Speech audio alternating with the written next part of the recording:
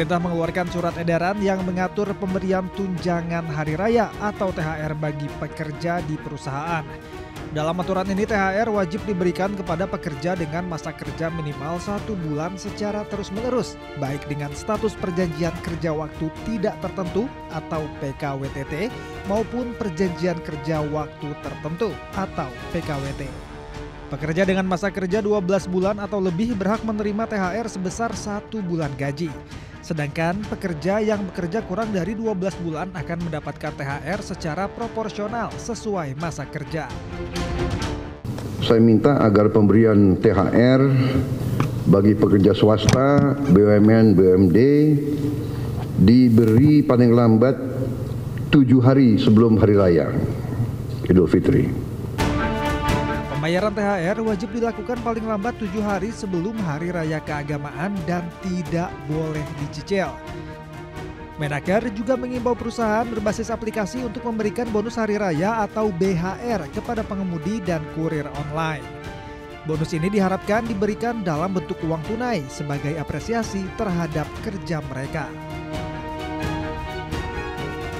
Bagi pekerja yang mengalami kendala terkait THR, Kementerian Ketenagakerjaan telah membuka posko Satgas THR 2025 yang dapat diakses melalui laman resmi poskothr.kemenaker.go.id.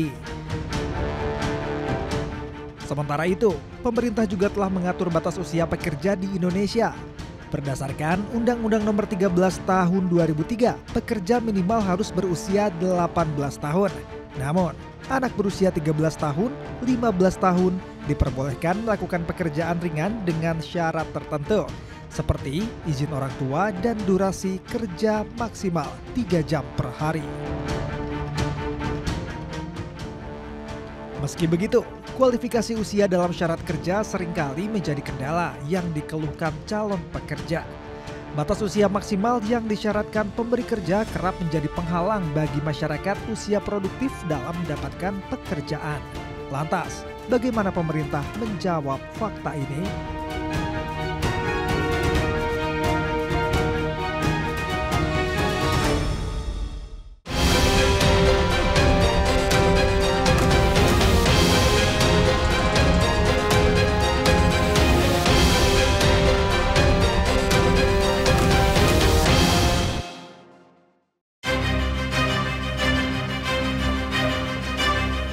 Kabar baik pada Lebaran 2025 ini di mana para pengemudi ojek online itu mendapatkan bonus hari raya atau BHR. Namun di sisi lain ribuan pekerja harus menghadapi gelombang PHK karena tempat mereka bekerja harus berhenti produksi. Lalu bagaimana pemerintah mengatasi dan memastikan bahwa hak-hak para pekerja ini bisa terpenuhi? Saya Desvita Bionda akan berbincang bersama dengan Menteri Ketenagakerjaan Lia Sirly dalam One on One.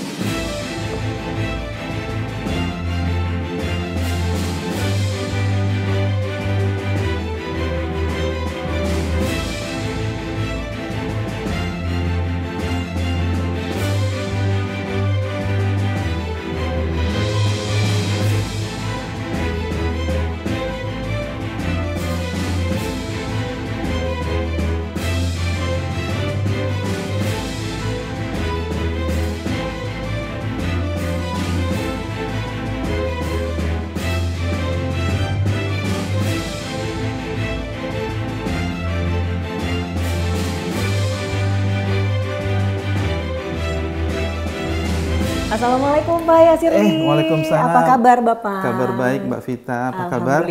Alhamdulillah sehat Bapak. Ini lagi sibuk banget nih kayaknya Bapak. Enggak, lagi baca aja. Lagi baca aja. Saya boleh berbincang-bincang sedikit nih sama Bapak ya? Ada waktu ya Pak? Siap-siap, ayo silakan duduk Mbak. Makasih Bapak.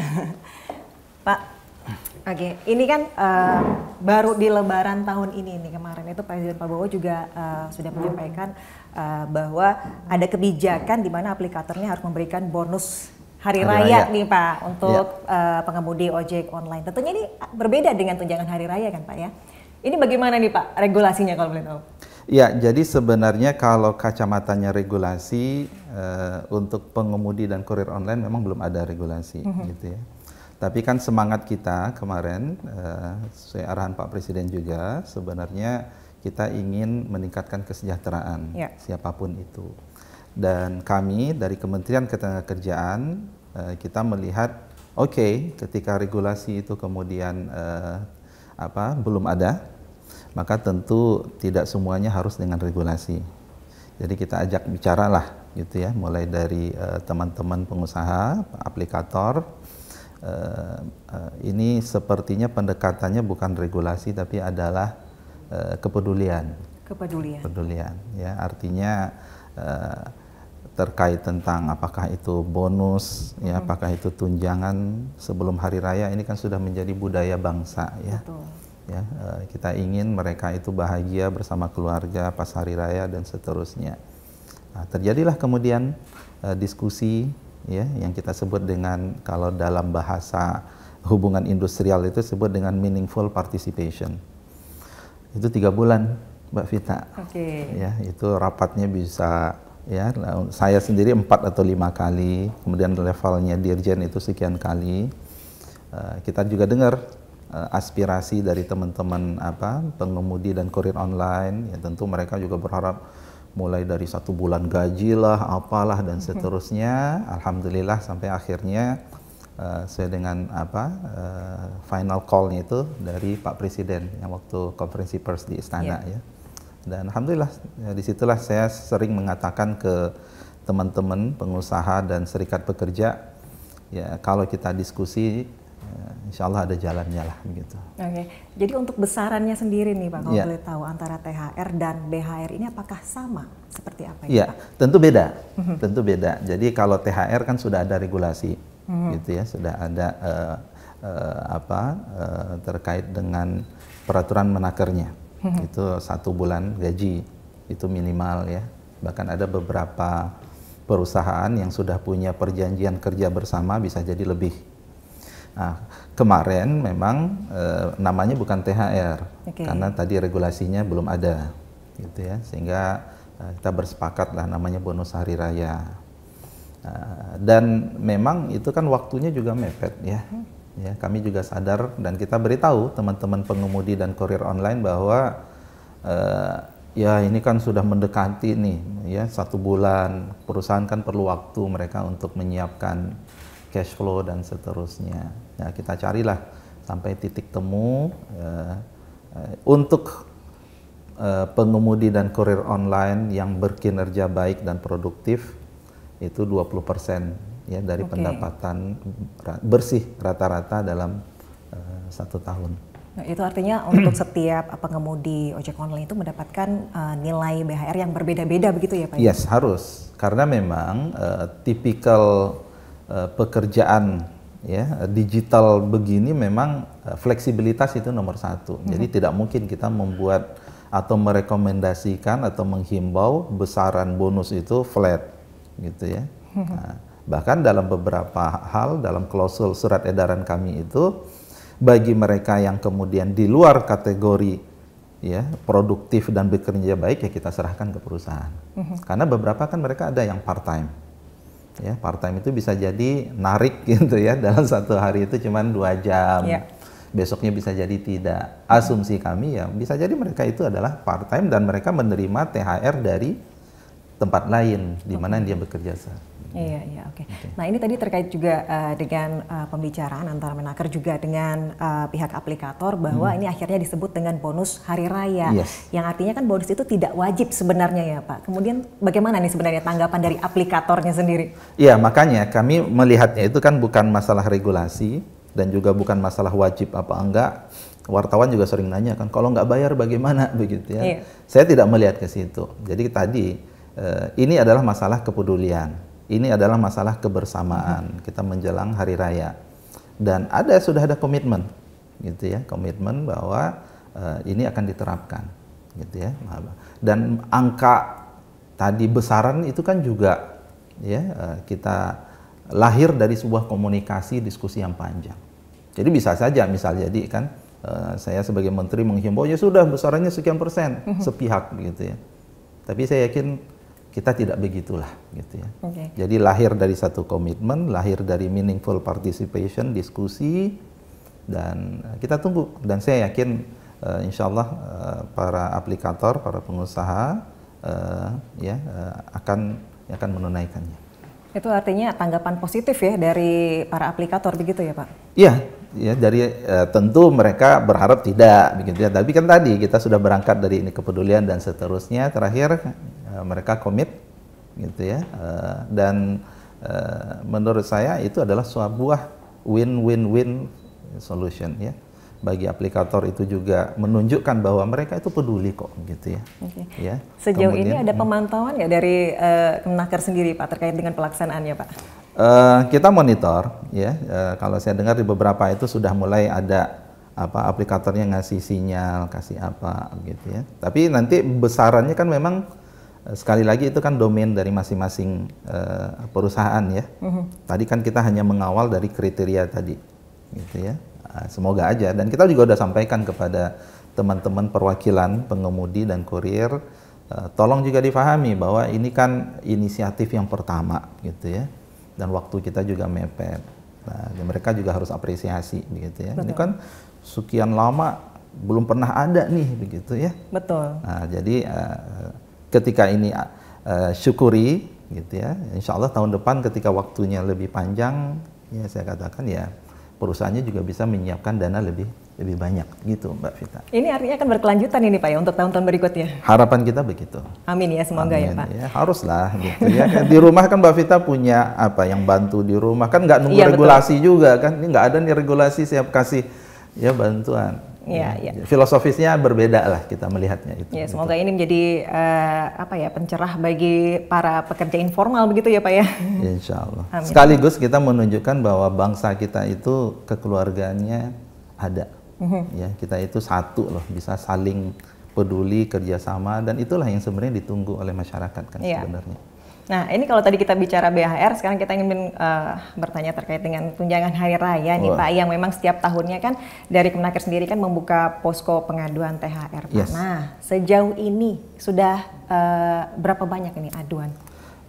Sebenarnya pengaduan posko itu dua sebenarnya. Yang pertama itu konsultasi, yang kedua pengaduan. Nah, konsultasi kalau saya cek tadi data udah ada 300-an sekian, gitu ya, untuk memastikan ini apa sih rumusnya gitu ya. Kalau dia bekerja lebih dari 1 tahun kan lebih mudah ya. Ada yang berkurang, ini benar nggak saya dapat gitu ya. Itu bisa mereka kontak gitu ya, posko-posko THR kami. Kalau yang pengaduan belum, karena kan batasnya kan H-7 nih. Ya, kita tunggulah. Tapi kita berharap ya Lebaran ini harus kalau pesannya Pak Presiden kan Lebaran kita itu dengan aman, dengan nyaman gitu ya. Dan kita yakin teman-teman dari industri itu ya akan support itu. Oke, tapi kalau dilihat-lihat nih yang sudah ada dari data Kemenaker sendiri sejauh ini, apakah lebih baik atau lebih buruk dibandingkan tahun sebelumnya, Pak? Kira-kira. Optimis ya. Kita optimis. Kita optimis, baik ya. Oke, mungkin di sisi lain nih Pak, di tengah adanya kebijakan baru terkait dengan bonus hari raya yang akhirnya nih sebelumnya belum dapat si pengemudi buat para pengemudi ojek online, kita juga mendengarkan berita yang kurang baik dari dunia ketenagakerjaan ya, di mana ada banyak belasan ribu karyawan terkena PHK begitu Pak. Terus dari Kemenaker sendiri ini sebenarnya apa yang terjadi? Iya, PHK itu kan multidimensi ya penyebabnya, ya, mulai dari ketidakpastian ekonomi global gitu ya. Ini tidak hanya di Indonesia, ya. Kalau kita lihat di Cina sendiri gitu ya, bahkan di Amerika itu perusahaan yang memang dinamikanya memang begitu, gitu ya. Kan kalau bisnis kan memang begitu. Yang kedua ada isu terkait tentang daya saing dari industri dalam negeri kita. Kalau dilihat dari tingkat produktivitas kita memang rendah ya, kita itu 10% di bawah rata-rata Asia misalnya. Ya, pertumbuhan produktivitas kita juga ya dikit, naik 25% dalam 10 tahun terakhir dibandingkan Cina itu 2 kali lipat lebih gitu. Ini daya saing, ada isu juga masalah impor yang ilegal masuk ke pasar dalam negeri, kemudian membuat industri ya produk-produk dalam negeri kalah bersaing dan seterusnya ya. Nah, ada juga yang kemudian PHK akibat memang perusahaannya mengubah strategi. Dia melihat sekarang kami nggak fokus ke bisnis ini lagi, bisnis yang lain, atau dia pindah ke negara lain, atau relokasi. Jadi memang banyak faktor, Mbak, gitu ya. Faktor data kami memang menunjukkan kalau kita bandingkan tahun lalu dengan tahun ini memang ada peningkatan sampai bulan Februari, gitu ya, sampai Februari. Dan ini sebenarnya kami di akhir tahun kita koordinasi dengan Menko Perekonomian, kita sudah menangkap ada sinyal, gitu ya. Ini kan global ya, fenomena global. Makanya kita sudah antisipasi. Ya, antisipasi kita yang pertama itu keluar dengan PP nomor 6 tahun 2025. Jadi Pak Presiden mengeluarkan kebijakan bagaimana jaringan pengaman untuk mereka yang di PHK. Ini bukan berarti kita mengaminkan PHK ya, enggak. Ya, itu sebenarnya ya ada 4 benefit tuh Mbak Vita. Ya, yang sebelumnya itu hanya 45% selama 3 bulan, sekarang 60% ya. Itu jaminan kehilangan pekerjaan 60% dari gaji selama 6 bulan. Gitu ya, selama 6 bulan.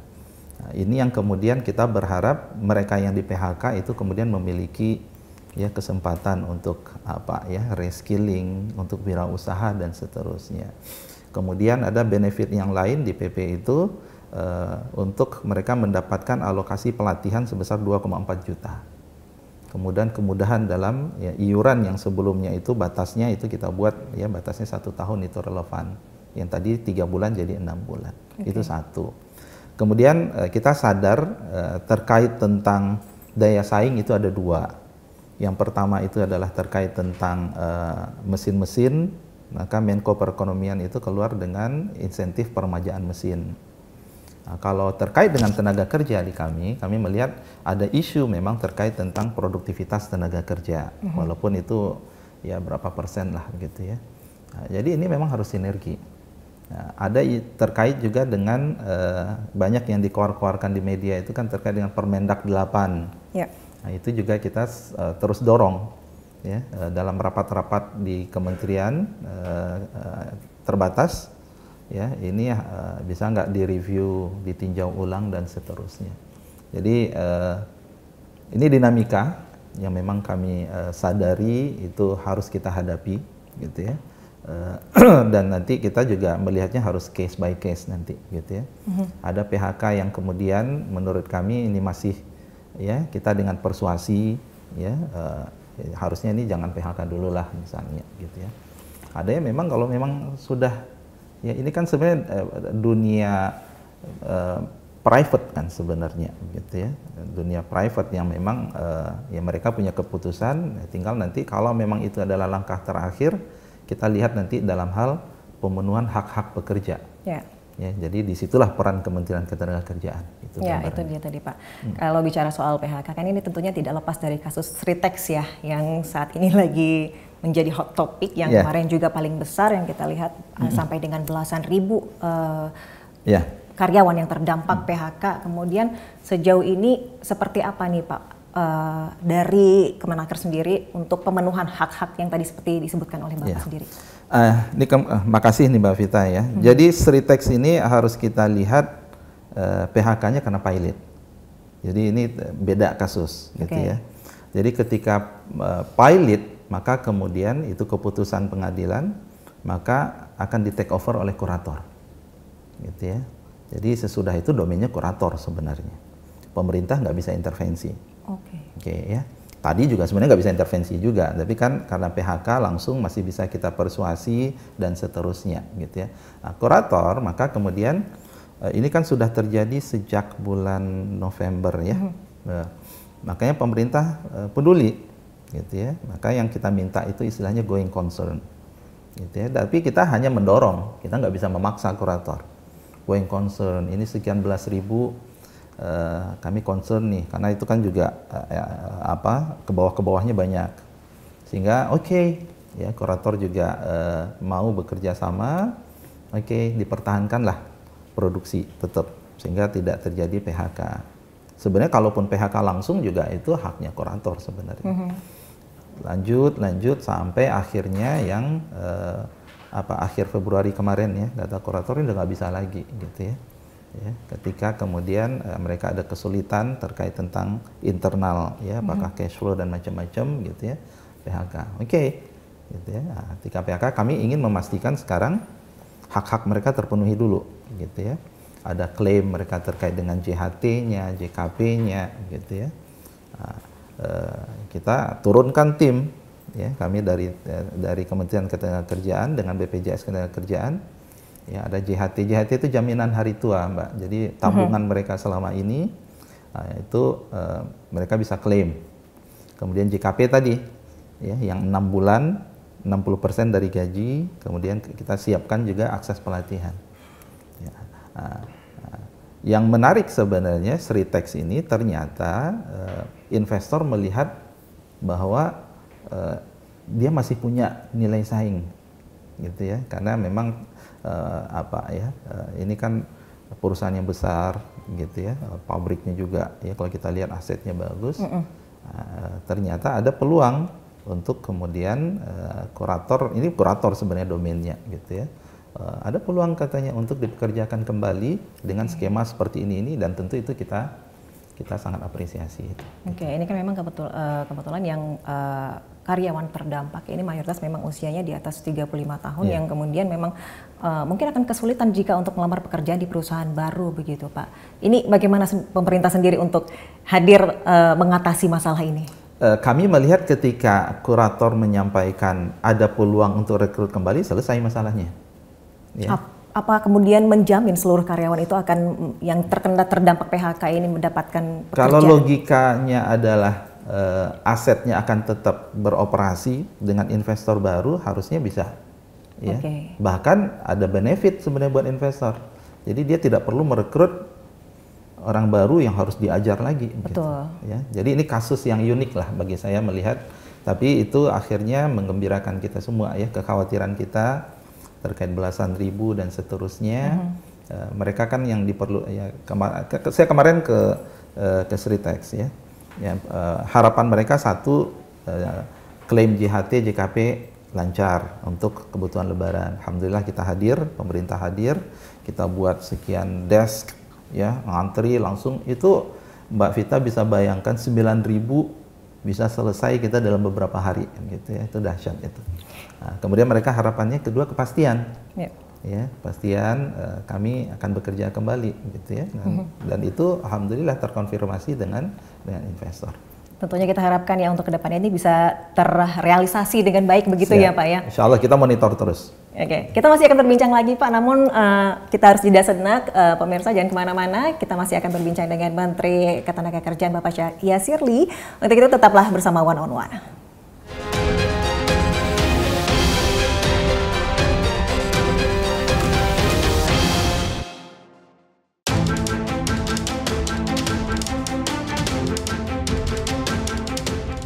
Kementerian Ketenagakerjaan terus mendorong kesiapan tenaga kerja Indonesia dalam menghadapi perkembangan teknologi informasi, kecerdasan buatan atau AI, serta transisi menuju energi hijau. Menteri Ketenagakerjaan Yasirli menekankan pentingnya penguasaan keahlian di bidang big data, fintech, dan AI machine learning yang masih langka di Indonesia. Untuk mengatasi hal ini, Kemnaker mengajak mahasiswa dan tenaga kerja untuk meningkatkan keterampilan digital. Langkah ini dipandang sebagai upaya menyiapkan SDM yang mampu memenuhi permintaan industri di masa depan. Selama ini, fokus ketenagakerjaan tidak hanya terbatas pada kompetensi teknis. Kemnaker menyoroti pentingnya soft skill di era digital, seperti kemampuan berinovasi dan mengintegrasikan teknologi dengan kearifan lokal.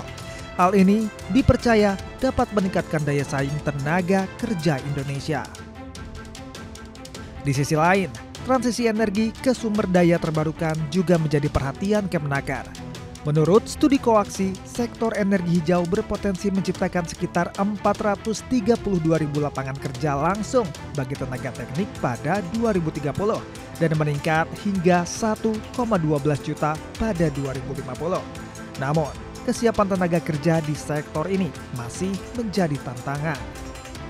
Untuk itu, Kemnaker menekankan pentingnya strategi ketenagakerjaan yang komprehensif, termasuk pengembangan keterampilan tenaga kerja hijau, kebijakan pasar tenaga kerja aktif, serta perlindungan sosial bagi pekerja yang terdampak perubahan industri.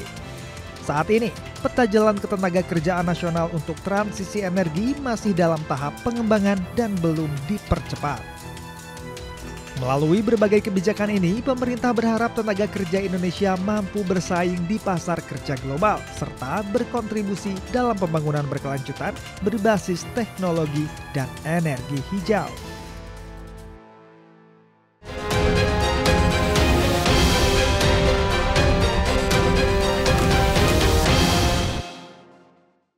Anda kembali bersama One on One dan saya juga masih bersama dengan Menteri Ketenagakerjaan Bapak Yasirli. Pak, kalau kita berbicara terkait dengan tenaga kerja ini kan memang banyak industri terkini yang membutuhkan tenaga kerja dengan keahlian khusus. Sementara nih dari pendidikan formal ini tidak mengajarkan hal tersebut nih Pak. Apa solusinya dari pemerintah Pak? Ya, ini permasalahan sekali lagi tidak hanya dihadapi oleh Indonesia Mbak Vita ya. Jadi sebenarnya penyebabnya itu adalah tidak lainnya apa yang diajarkan di institusi pendidikan dengan sebenarnya satu lagi ini akselerasi teknologi sebenarnya. Itu akselerasi teknologi. Yang dibutuhkan sekarang di industri itu mereka bersaing ya, kemudian ada teknologi-teknologi 4.0 ya. Artificial intelligence, Internet of Things dan macam-macam itu kemudian dibutuhkan di industri gitu. Sehingga tentu sekali lagi ini membutuhkan perhatian dari lintas kementerian. Ya, kalau masalah institusi pendidikan tentu adalah kementerian terkait gitu ya. Kami melihat bahwa mismatch ini ada yang kita bisa pecahkan dengan penguatan skill yang kita sebut dengan upskilling, tapi memang terbatas untuk kompetensi yang cuma sampai medium level, gitu ya, medium level. Nah ini kita sedang siapkan ini, ya, sehingga contohnya ada nggak pelatihan yang mengarah kepada digital talent, pelatihan yang mengarah kepada kemampuan dia untuk membuat intervensi produksi digitalisasi gitu ya, dengan sensor, dengan apa yang selama 3 bulan itu bisa gitu ya. Nah, sehingga inilah yang akan kita kejar gitu ya. Bab kami itu kita menyebutnya sebagai produktivitas. Jadi talent yang kemudian siap bekerja di industri, mereka ya membantu industri untuk boosting produktivitasnya. Itu satu. Dan yang kedua, kami melihat juga ada isu terkait tentang people. People itu mulai dari mindset, ya, kemudian practices, bagaimana how to be productive, begitu ya. Menurut kami ini juga penting, gitu ya. Nah, kita menjadikan ini juga menjadi sebuah program prioritas kita. Kita bekerja sama dengan teman-teman yang ya ada contoh misalnya teman-teman yang bergerak dalam bidang HR gitu ya. Nah, ini bisa nggak kita membuat edukasi karena ke depan itu akan semakin unpredictable ya, istilahnya itu kan VUCA, volatility, uncertainty gitu ya, complexity, ambiguity. Yang harus disiapkan itu adalah orang yang siap belajar yang baru gitu ya. Dan saya percaya generasi milenial kita siap asalkan mindset ya, ada istilahnya growth mindset. Dia siap bereksperimen, mencoba yang baru. AI, jangan takut dulu sama AI, malah ya coba, malah nanti bisa ketagihan, bisa belajar lebih banyak, ya mereka bisa lebih kreatif. Itu yang kita lihat ininya, Mbak Vita. Oke, jadi sebenarnya apa nih Pak yang menjadi tantangan utama dari ketidaksesuaian keterampilan di dunia industri kerja ini? Ya inti balik ke skill. Jadi ada skill, ada kompetensi yang harus disiapkan oleh institusi pendidikan. Ada yang kami bisa backup dari lembaga-lembaga BLK kami, training vokasi. Nah ini kita harus bagi peran. Kalau yang sifatnya high skill, itu tentu engineer lah, lulusan perguruan tinggi. Tapi low to medium skill, kami bisa menjembatani dari balai kami, mungkin kita inputnya dari SMK, kemudian masuk ke balai kita, kemudian mereka bisa diserap oleh industri. Nah, ini yang kita sedang orkestrasi nih Mbak Vita sekarang. Ya. Oke, Pak, dari data BPS Agustus 2024 ini menunjukkan bahwa tingkat pengangguran di usia 20 hingga 29 tahun itu sudah mencapai 22%. Mohon dikoreksi jika salah ini, Pak. Ya. Ini sebenarnya apa yang terjadi ini, Pak? Tadi mirip dengan apa yang Mbak Vita sampaikan. Jadi memang lulusan perguruan tinggi kita ya 20 sampai 20 berapa tadi? 29. 29. Iya, itu kan mereka yang lulusan perguruan tinggi ya, banyak ya. Pengangguran kita kalau saya punya data itu sekitar 800 ribuan 800 gitu ya. ribu. Ya, ya. Ada isu itu ya. Jadi ada isu bahasanya itu mismatch ya. Mismatch. Nah, ini tadi ada yang kemudian mismatch-nya itu apa ya, yang menurut kami itu bisa kita bereskan dengan memolesnya dengan tadi membuat pelatihan-pelatihan di BLK gitu ya. Tapi ada yang memang ya harus menjadi PR-nya institusi pendidikan untuk mereview kembali terkait dengan kurikulum mereka sebenarnya. Jadi apa yang salah nih Pak dengan sistem serapan kerja? Ada nggak kaitannya bagaimana? Tadi sebenarnya bukan salah ya. Ini sesuatu yang memang kita harus prediksi ya. Di Cina juga sama.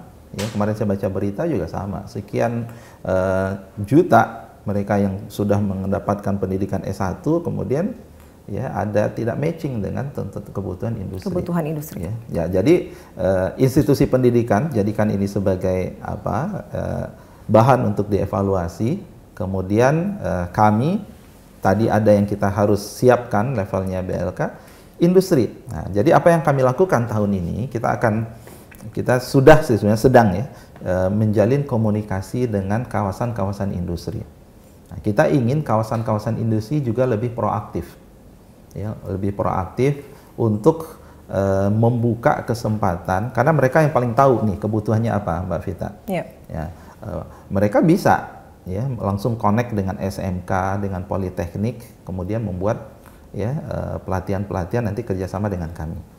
Nah, itu yang menurut saya juga penting. Dan terakhir sebenarnya yang jadi PR banyak negara itu adalah kita belum punya blueprint, master plan, future jobs itu seperti apa. Master plan. Ya, nanti kita akan butuh digital talent sekian dengan kompetensi apa sih?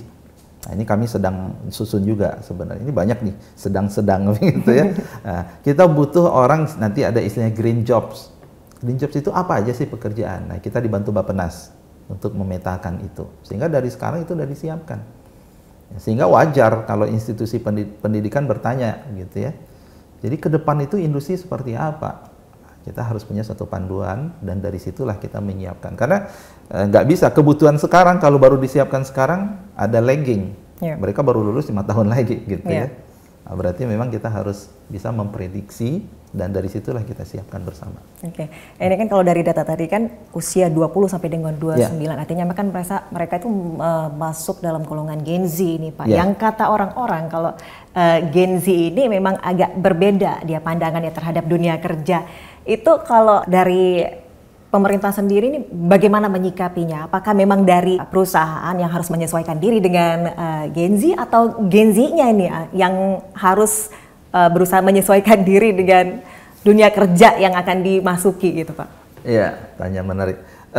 Sebelum saya jawab ya, fenomena Gen Z kemudian ada tren sebenarnya ya di banyak negara itu mereka akan lebih banyak memilih pekerjaan gigs gitu ya, yang yang lebih fleksibel gitu, tidak perlu diikat gitu ya, dan ini cenderung ke informal gitu ya, dan menurut kami pemerintah harus aware gitu ya. Kita ada forum dengan negara-negara lain dan kita sudah sadar itu ya. Kalau akan semakin banyak itu meningkatnya dahsyat proporsi. Sekarang informal worker kita itu 60%.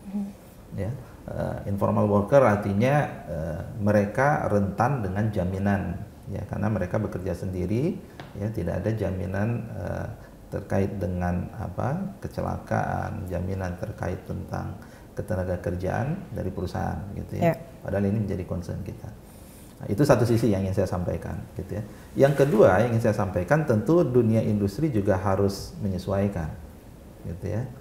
Saya selalu punya pendekatan people centric, gitu ya. Itu salah satu expertise saya, Mbak Vita, gitu ya. Banyak riset saya bahas tentang people centric, bahwa apapun kebijakan, apapun program kita harus berdasarkan kepada bagaimana people itu sendiri. Perusahaan harus menyesuaikan, ya, jangan dikasih tipikal pekerjaan yang monoton kepada mereka. Enggak, salah. Harusnya take advantage. Mereka itu suka tantangan, mereka senang kreativitas. Kasih itu mainan terkait tentang AI, gitu ya. Selesai kok, gitu ya. Ya kalau Mbak Vita HP-nya mau install sesuatu kan kasih anak aja, ya tolong dong diinstalkan, karena memang lebih, ya, mereka genuine untuk begitu, gitu ya. Ya, jadi sekali lagi saya lihat ini sebagai opportunity.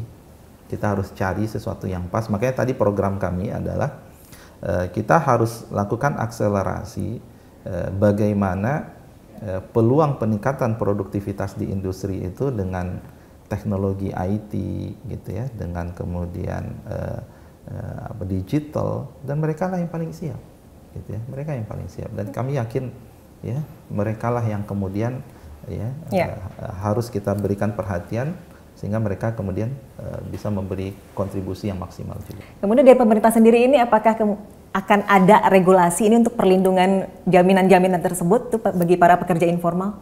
Itu sudah jadi agenda kita. Dan di ILO kita juga akan jadikan itu sebagai salah satu poin. ILO itu International Labour Organization. Jadi kita akan ada meeting, dan ini tidak hanya problem yang dihadapi oleh Indonesia, ya, sama India sama, begitu ya, juga sama Vietnam, Cina, gitu ya. Karena memang Gen Z itu kan tidak hanya di Indonesia, ya, yang lain juga sama, gitu ya. Mereka lebih memilih flexibility, work-life balance, gitu ya. Ya, dengan tambah juga karena ada teknologi, dan itu akan jadi fokus kita bersama, bagaimana flexibility-nya tidak hilang, tapi pemerintah harus memastikan terkait tentang jaminan ketenagakerjaannya itu, ya, terpenuhi.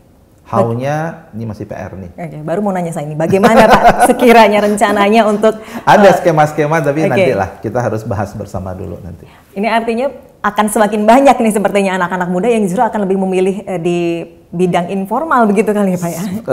Riset menunjukkan iya, di beberapa negara iya, dan kecenderungan kita di Indonesia juga sama, ya. Ya, jadi kasus sederhana, dia jadi programmer. Ya, programmer dia cuma jadi part time, dia bisa mengerjakan di beberapa perusahaan, dia tetap kerja di rumah. Gitu, ya. Karena lebih fleksibel juga, itu yang disukai oleh anak muda sekarang. Yang sekarang mungkin juga kita lihat kan banyak perusahaan-perusahaan industri, apalagi setelah PHK kemarin ya, besar-besaran yang kita lihat gelombang PHK tersebut, artinya banyak perusahaan yang memang mungkin akan terbatas ini Pak ya untuk penyerapan tenaga kerjanya. Kemudian apakah pemerintah ini merekomendasikan dari masyarakat untuk bekerja di luar negeri nih Pak? Bekerja di luar negeri itu peluang, gitu ya. Jadi beberapa negara mereka itu mengalami yang disebut dengan menuju kepada aging country, aging society, ya. Jadi proporsi orang tuanya semakin banyak, ya. Itu ada peluang. Jadi dibutuhkan seperti healthcare, gitu ya, nurse itu besar, dan mereka belum menyiapkan itu. Kemudian ada tren juga beberapa negara seperti Jepang, gitu ya, karena pendidikan mereka itu sudah rata-ratanya mungkin perguruan tinggi, mereka itu tidak lagi tertarik untuk pekerjaan yang low to medium skill, gitu ya, menjadi teknisi, jadi operator, enggak lah, gitu ya katanya. Sehingga padahal mereka butuh pembangunan, sehingga bagi mereka sendiri mereka membutuhkan memang tenaga kerja dari luar negeri mereka.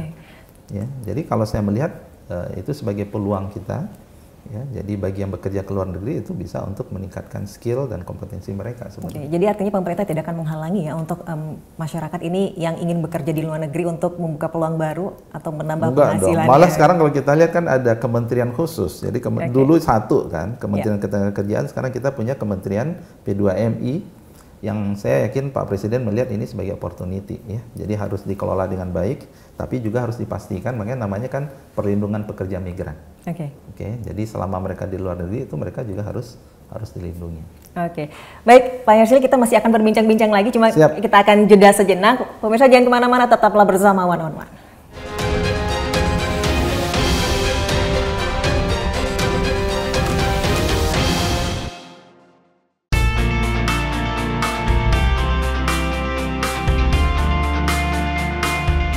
Menteri Ketenagakerjaan Yasirli menyoroti tantangan sektor ketenagakerjaan di Indonesia, termasuk ketidaksesuaian keterampilan dengan kebutuhan industri, tingginya pengangguran di kalangan muda, meningkatnya minat tenaga kerja untuk bekerja di luar negeri, serta perlindungan bagi pekerja sektor informal.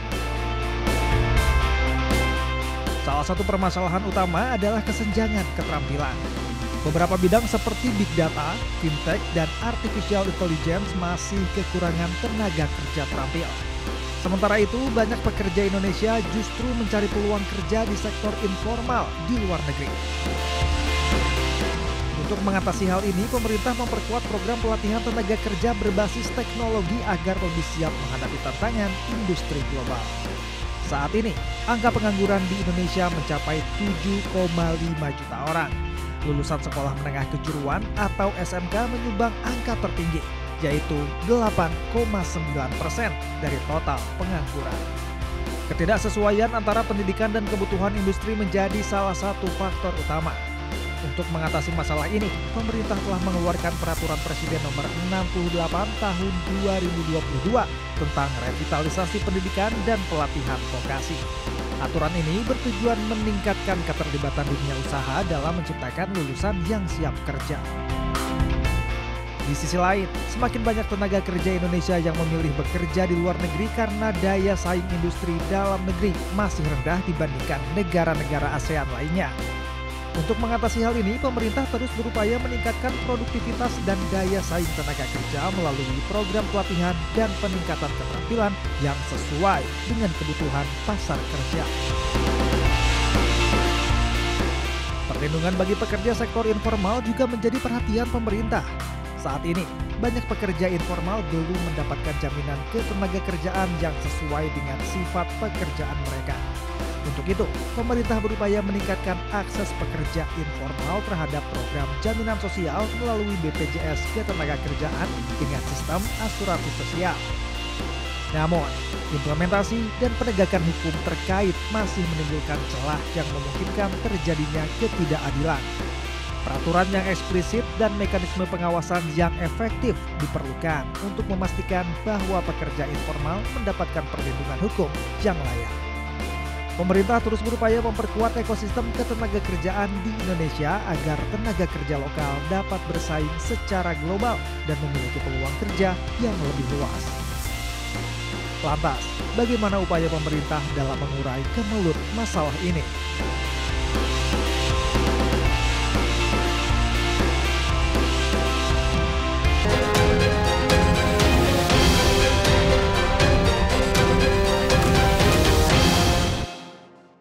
Pak, kalau misalnya kita lihat ya dari perbincangan tadi kan banyak fenomena Gen Z yang kemudian lebih memilih untuk menjadi pekerja informal gini kan, kemudian terkait dengan jaminan-jaminan. Sejauh ini regulasi apa sih yang sudah mulai diterapkan oleh dari Menaker sendiri, Pak?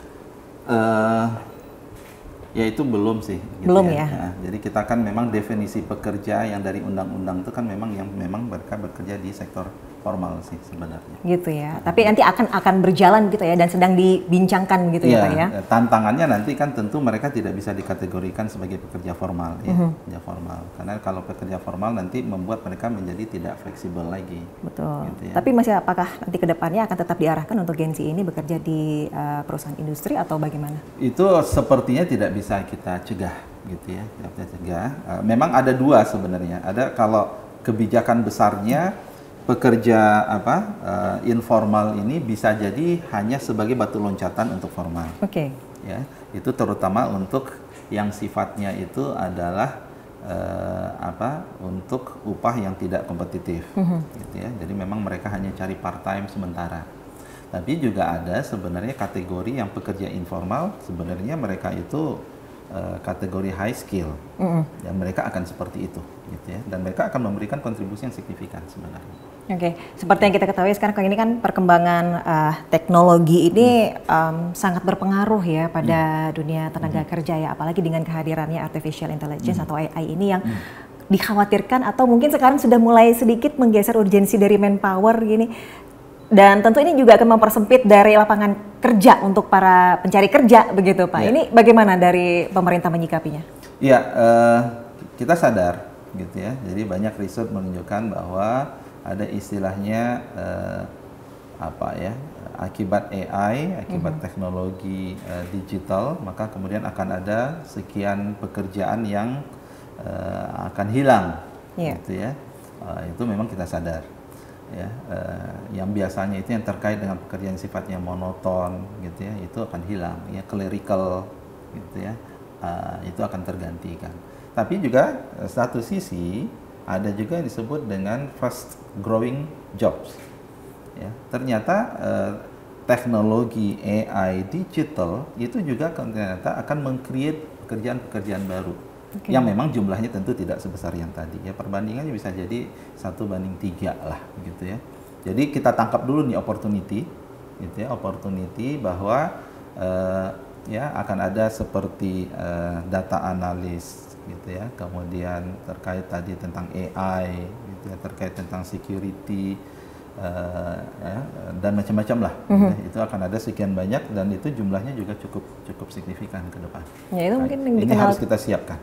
Kita harus siapkan, tapi tentu ini bukan domainnya, bukan Kementerian Ketenagakerjaan sendiri. Ya, kalau ada digital kita punya Kementerian Komdigi. Tadi juga kalau itu terkait tentang high skill, perguruan tinggi juga harus terlibat. Ya, kita songsong era teknologi ini sebagai ya tantangan buat kita. Nah, bagi mereka nanti yang akan tereliminir gitu ya, karena menjadi tidak relevan pekerjaannya. Ada istilah yang disebut dengan reskilling. Tapi ini tidak mudah.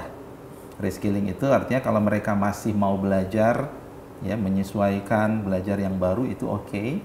Tapi mereka yang kemudian usia 40 tahunan ke atas, gitu ya, menjadi tidak sulit bagi mereka. Solusinya nanti adalah kewirausahaan. Kewirausahaan. Ya.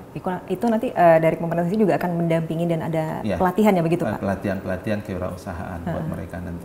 Nah, itu nanti kalau kami ada program walaupun tidak banyak, tapi Kementerian UMKM itu memiliki program yang lumayan besar di situ. Oke, mungkin nanti tadi terkait dengan yang kehadiran dari artificial intelligence yang kemudian nanti dari pemerintah juga akan mungkin mendampingi ya untuk para tenaga kerja agar bisa memenuhi kebutuhan perusahaan industri begitu ya, salah satunya ya, agar tidak tergusur sendiri. Itu sekarang istilahnya dengan tenaga kerja hijau begitu ya Pak ya? Ini maksudnya apa Pak?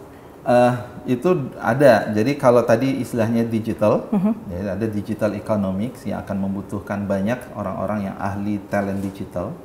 Kemudian ada istilahnya juga green economics.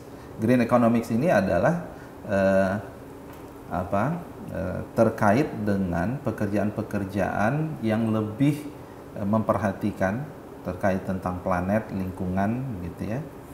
Misalnya ketika kemudian pembangkit listrik batu bara sudah kemudian semakin berkurang, akan banyak pembangkit berbasis panel surya. Itu membutuhkan teknisi dengan kompetensi yang berbeda. Semakin banyak mobil listrik, itu kompetensi teknisi yang berbeda.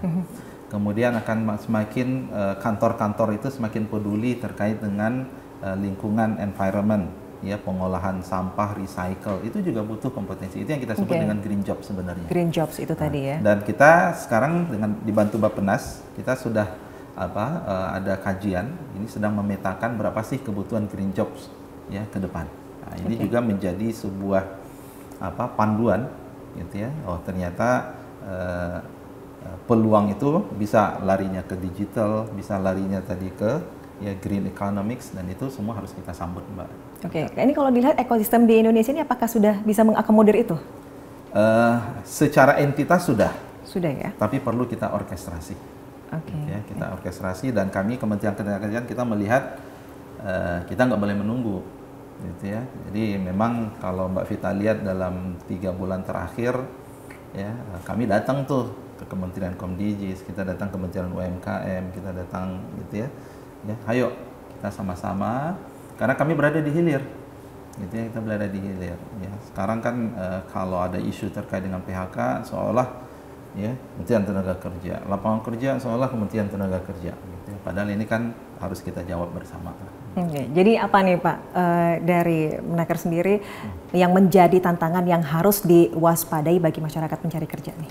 Iya, tantangan yang kita harus perhatikan bahwa masa depan itu tadi ya ketidakpastian. Itu nomor 1. Jadi siapapun itu tenaga kerja yang sekarang sudah bekerja di industri ataupun mereka yang sedang mencari pekerjaan, mereka harus sadar bahwa at any time, setiap saat mereka itu harus siap untuk belajar yang baru. Oke. Nah, tugas pemerintah untuk kemudian membuka peluang-peluang mereka, apakah itu namanya skilling, upskilling, reskilling. Gitu ya. Karena industri tentu dia akan mengikuti kebutuhan yang ya terkait dengan teknologi dan seterusnya, kita yang kemudian harus menyiapkan tenaga kerja di situ. Itu tantangan utama sebenarnya yang relevan kita. Selain juga PR kami dari dulu, karena Kementerian Ketenagakerjaan ini terkait tentang penegakan norma. Ya, tadi kita belum bahas banyak itu. Yeah. Norma ketenagakerjaan, norma K3 gitu ya. Jadi tantangan kami itu adalah bagaimana norma itu kemudian tegak gitu ya, sehingga terwujud hubungan industrial yang harmonis, pekerja-pekerja kita kesejahteraannya meningkat, tapi kemudian juga daya saing industri kita juga ya tetap ya bahkan harus lebih baik lagi. Itu PR besar Mbak Vita. Oke, apakah kemudian nanti kedepannya akan ada kerjasama dengan Dinas Pendidikan, Kementerian Pendidikan gitu untuk menambah kurikulum baru gitu mungkin Pak? Sedang kita menuju ke sana. Jadi ada MOU kita yang sudah selesai itu, kita dengan Kementerian Pendidikan Dasar Menengah, bagaimana membuat alignment dari SMK dengan Balai. Ya, dan saya melihat kita akan nitip ya konten-konten kurikulum ke institusi pendidikan ya terkait tentang digital tadi ya, green jobs, terkait tentang produktivitas juga penting gitu ya. Produktivitas itu harus menjadi concern semua gitu ya. Dan kami akan dorong ke sana nanti. Terakhir Pak, pesan untuk masyarakat para pencari kerja maupun pekerja muda nih yang mungkin lebih memilih informal Pak, dari Bapak sendiri silakan. Ya, kalau pesan dari saya yang pertama tentu optimis itu harus nomor 1 ya. Jadi adik-adik, teman-teman semua, pemerintah sudah punya program besar, gitu ya. Ada program terkait tentang hilirisasi, dan saya sebagai ya akademisi, saya melihat itu adalah sebuah peluang yang besar.